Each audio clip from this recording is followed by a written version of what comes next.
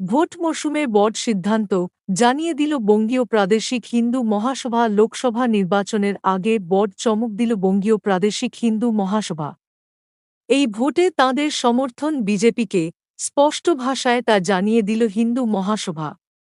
গতকাল বঙ্গীয় প্রাদেশিক হিন্দু মহাসভার পক্ষ থেকে সাংবাদিক সম্মেলন করা হয় কলকাতার প্রেস ক্লাবে। সেখান থেকেই তারা ঘোষণা করেন ২০২৪ সালের ৪-২ লোকসভা আসনে বিজেপি সমর্থিত প্রার্থীদের সমর্থন করবেন তারা। তাঁদের কথা অনুযায়ী একমাত্র বিজেপিই পারে সনাতনী হিন্দু ধর্মাবলম্বীদের পাশে দাঁড়াতে।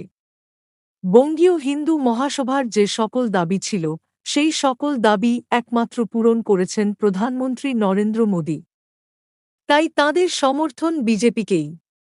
বঙ্গীয় হিন্দু মহাসভার যে সকল দাবি ছিল, সেগুলি হল রাম মন্দির প্রতিষ্ঠা, ৩৭০ ধারা বিলোপ করা, ভারতীয় প্রতিরক্ষাকে মজবুত করা এবং বিশ্বের দরবারে ভারতের একটা বিশেষ স্থান তৈরি করা। এই সবই মোদি জমানায় সম্ভব হয়েছে বলে জানিয়েছেন বঙ্গীয় হিন্দু মহাসভার সদস্যরা। একই সাথে বিশ্বের দরবারে ভারত বর্তমানে অর্থনৈতিক দিক থেকে পঞ্চম স্থান অধিকার করেছে, এমনকি বিভিন্ন রিপোর্টে উঠে এসেছে আগামী 2030 এর মধ্যে বিশ্বের তৃতীয় বৃহত্তম অর্থনীতি হবে ভারত। তবে বিশ্বের পঞ্চম অর্থনীতি হওয়াও কম গর্বের বিষয় না। আর তা সম্ভব হয়েছে একমাত্র প্রধানমন্ত্রীর হাত ধরেই। তাই দেশের আর্থিক কাঠামোর উন্নতির জন্যেও বিজেপিকে সমর্থন করছেন বঙ্গীয় প্রাদেশিক হিন্দু মহাসভার কর্মকর্তারা।